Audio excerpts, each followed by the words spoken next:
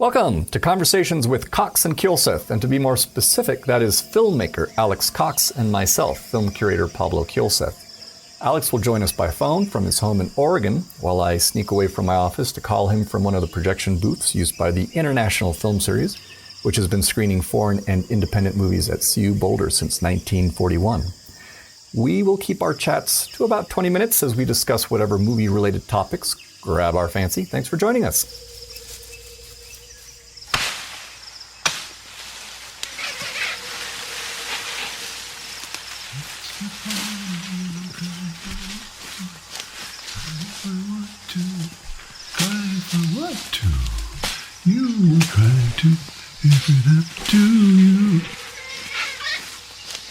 Alex.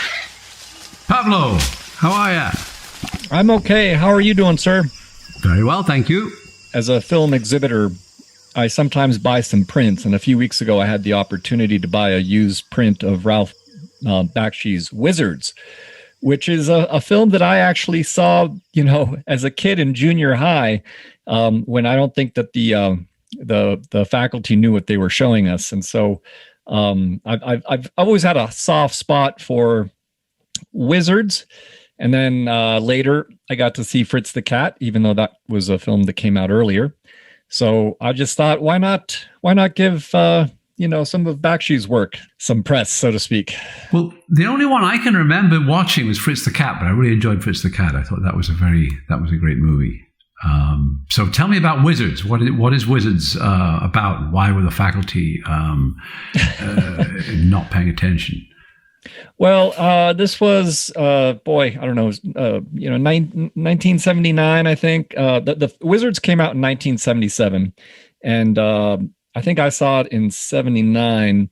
And what was fascinating to me was that we're all these like junior high kids in a junior high auditorium, and they're projecting Wizards on a 16 millimeter print. And it fits, by the way, because in that time, Dungeons and Dragons was very popular, and Wizards was playing in that sort of fantasy mold, but it did a lot of other things. But it's a Ralph Bakshi animated thing. I mean, it's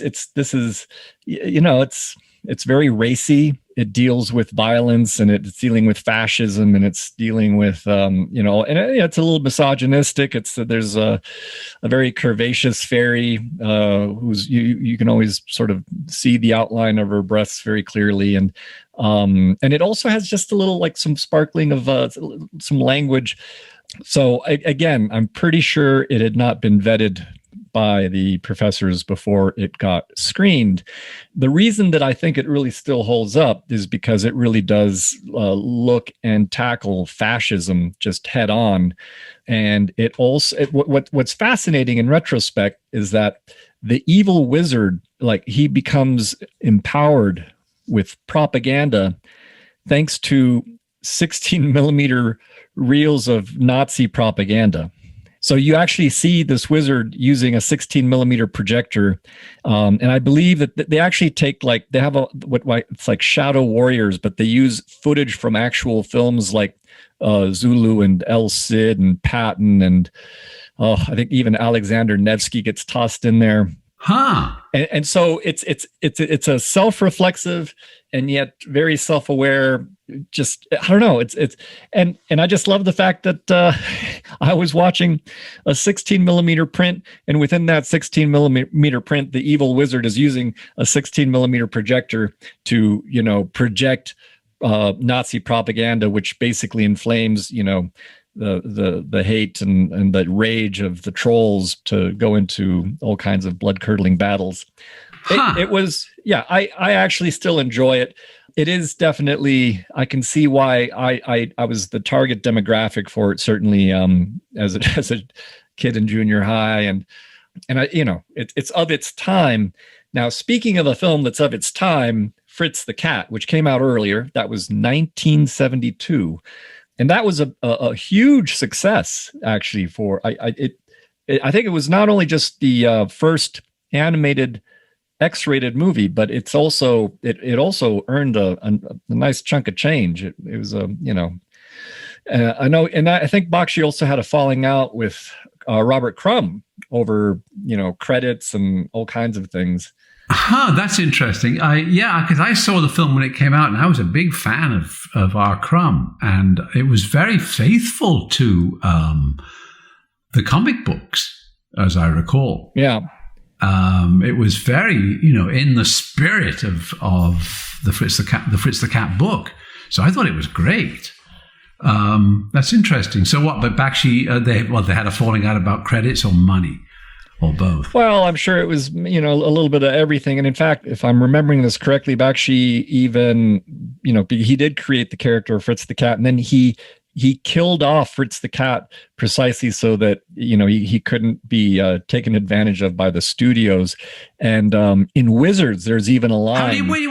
He didn't invent the character of Fritz the Cat. R. Crumb invented the character. Oh, I'm sorry. I'm misspeaking. R. Crumb was upset about the idea that his character would be monetized by Bakshi. And then, so R. Crumb killed off Fritz the Cat. But I don't understand, because he must have licensed the rights. They couldn't have made the film without getting the rights off of Crumb.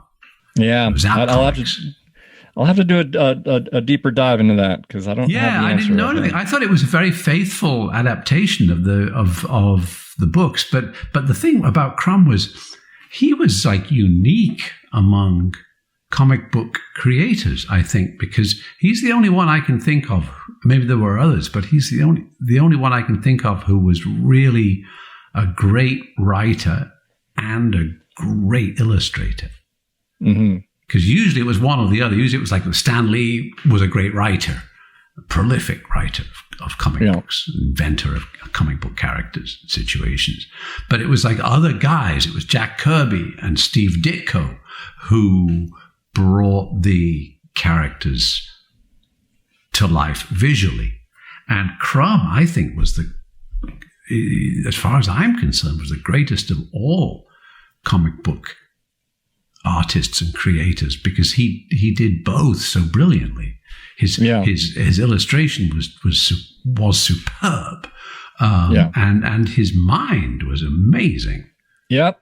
His inventiveness and the characters and situations that he created, extraordinary. And he would tip every sacred cow possible. There was He would have set out to offend everybody, and it was great art, really, really brilliant. I mean, later he became more. He took himself more seriously, and he illustrated like the Old Testament and stuff like that. But the early stuff was so out there and funny and intelligent and interesting and brilliantly drawn. Yeah. So Crumb, I think. I mean, I can't think of a comic book talent who comes close to him in those ways. Yeah, I recall coming across the Fritz the Cat comic book, of course, before Bakshi then brought it to film. But I did revisit the animated film by Bakshi this morning, because I hadn't seen it in so long. Oh, and how does it hold up? Well, it's definitely a time capsule, and there are some parts that probably won't play very well. It's got some. There are bits that are very crude, and it's very very broad in its stereotypes of of course the anthropomorphized animals, so the cops are pigs and the blacks are crows. Yeah, so it's a cartoon. Yeah, it's that stuff just that feels dated, and I don't know if it necessarily works. But I'll tell you what really does work is that they take what are actual. I'm pretty sure there's actually taped conversations by just people in New York, and whether it's like when they're doing they're showing some black militants or activists, and they take actual conversations in it, and then they animate those. And I thought that was really effective. And in fact, in a way, the movie has several parts. And at first you just have sort of sloppy sex, group sex, and drugs and all that. But then it moves into Harlem, and then you have our Fritz the Cat character kind of becomes this a bit of a woke personality. But then he ends up causing the death of and when I saw it, I remember that was actually the part that really hit me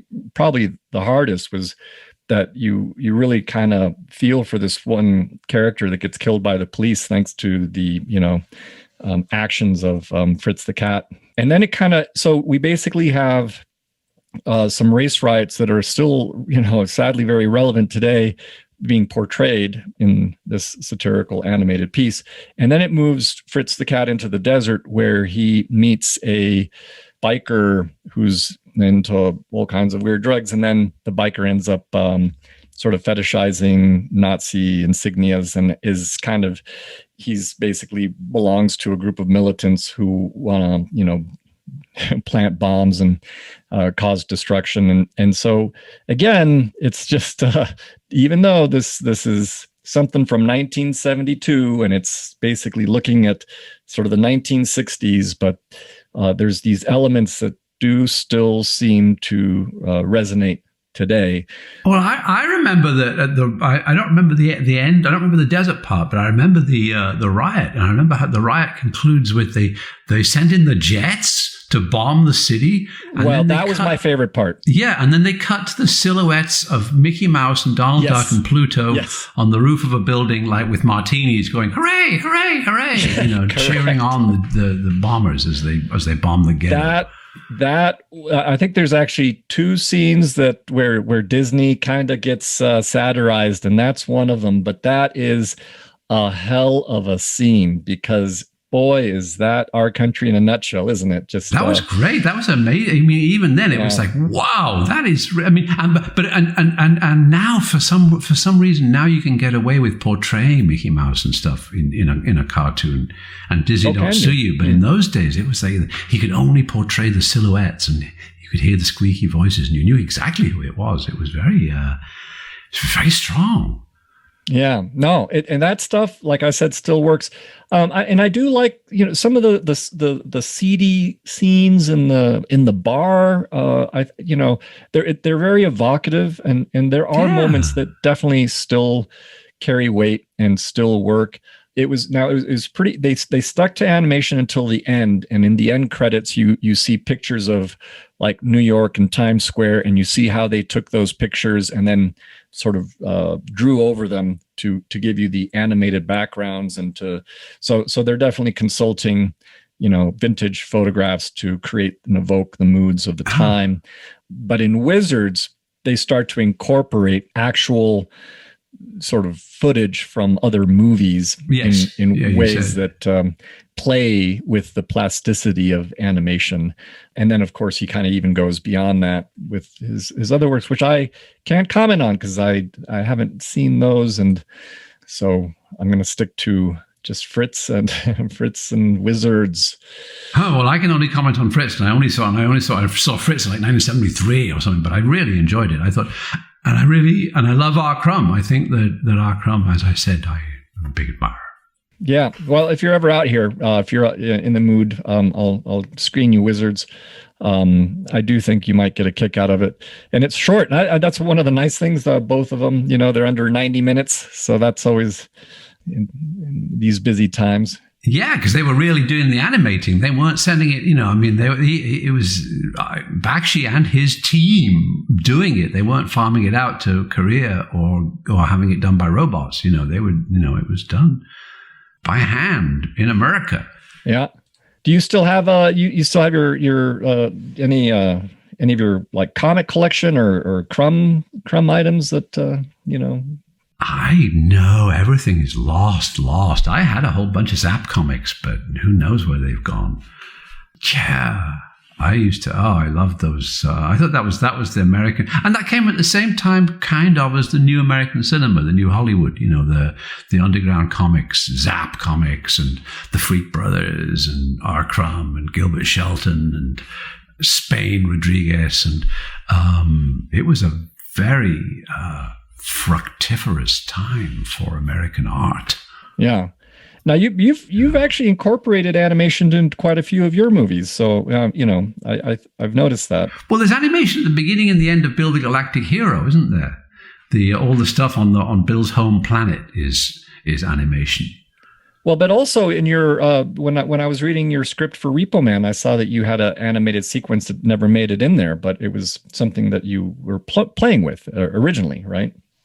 Yeah, and the screenplay the screenplay was started as a comic book. There was 4 pages of a comic book before the script began, but these things fall by the wayside. Sure, but I think that I like the way that the comic book. I mean the cartoon aspect worked in Bill. I thought that worked very well as an introduction, as a coda to the film. Yeah. Well, and then you also got in trouble with Hunter S. Thompson when you were thinking about introducing some of the Ralph Steadman-like animation into Fear and Loathing in Las Vegas, right? So that was. Oh, I think he was confused about comic books because he had forgotten the Ralph Steadman illustrations. He couldn't at the time.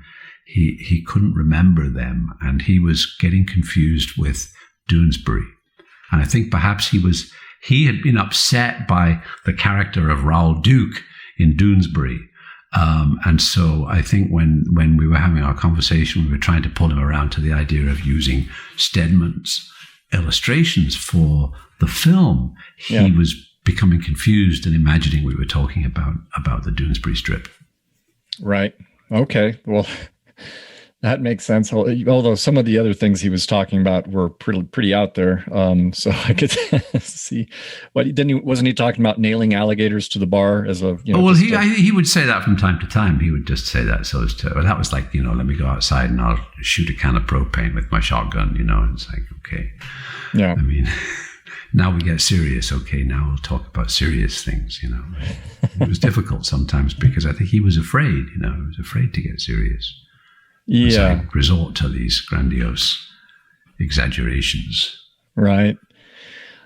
By the way, before I forget, I just want to give a shout out to some of our listeners. Omar shared with us a doc on YouTube about Monty Hellman, who we were talking about last week, and I haven't had a chance to see it yet. But thank you, Omar, for sharing that. I hope to get a chance to check that out soon. I watched some of it. Monty Hellman had the curliest hair. He has a perm almost. He had really, really curly hair. I don't think it's a perm. No, I think he really, really had curly hair. Yeah, yeah. And an engaging smile, a very charming smile.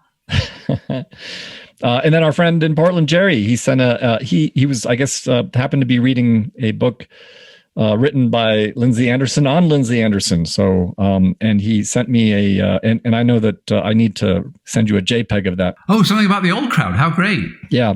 There is an interesting quote in there where Lindsay Anderson actually accuses Monty Python as well as the 9 o'clock news of, quote, facetiousness masquerading as satire, which it kind of shows you how dead serious he was about his level of, political disruption, I guess.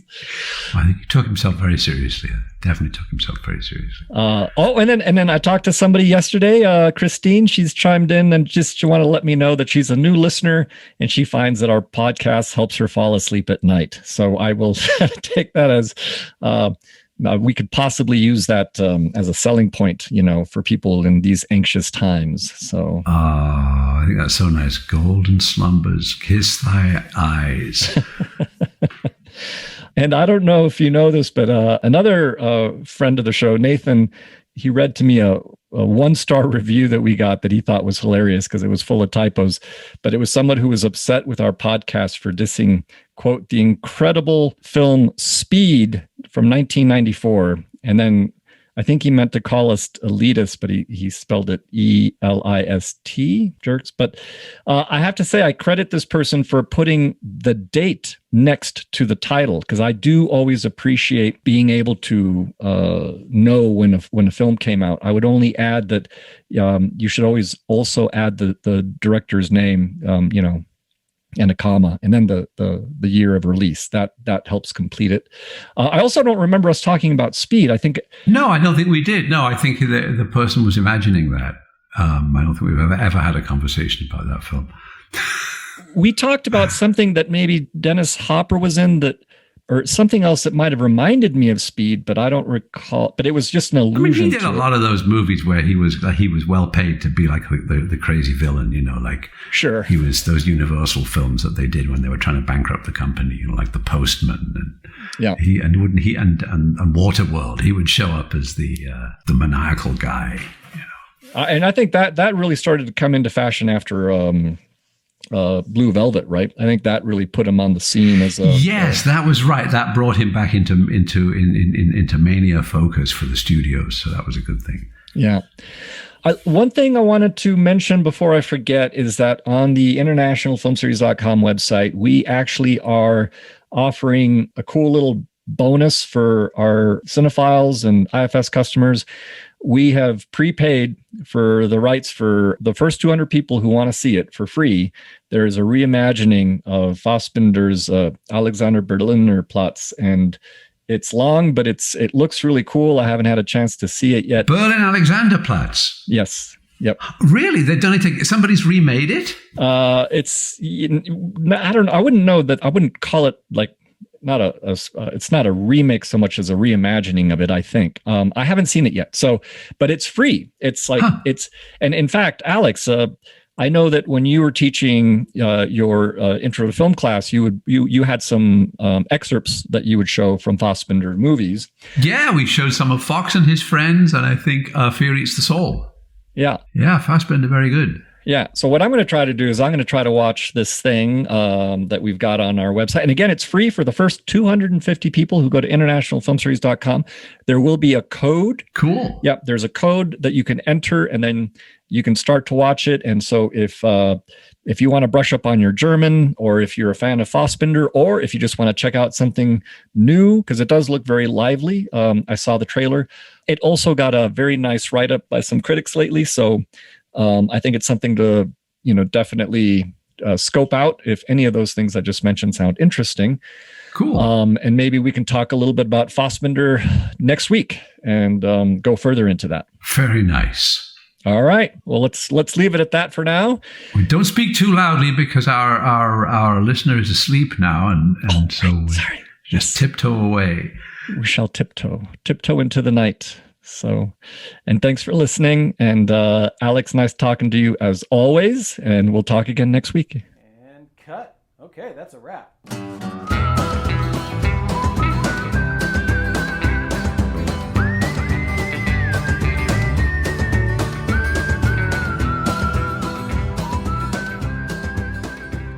Thanks again for joining Alex Cox and myself today. I'd like to thank Jason Phelps for handling the audio and Ted Thacker for letting us use the intro to his song, The Ballad of Slim Cessna, for the musical cues that bookend these conversations. And if you'd like to contact us, please email Pablo at internationalfilmseries.com.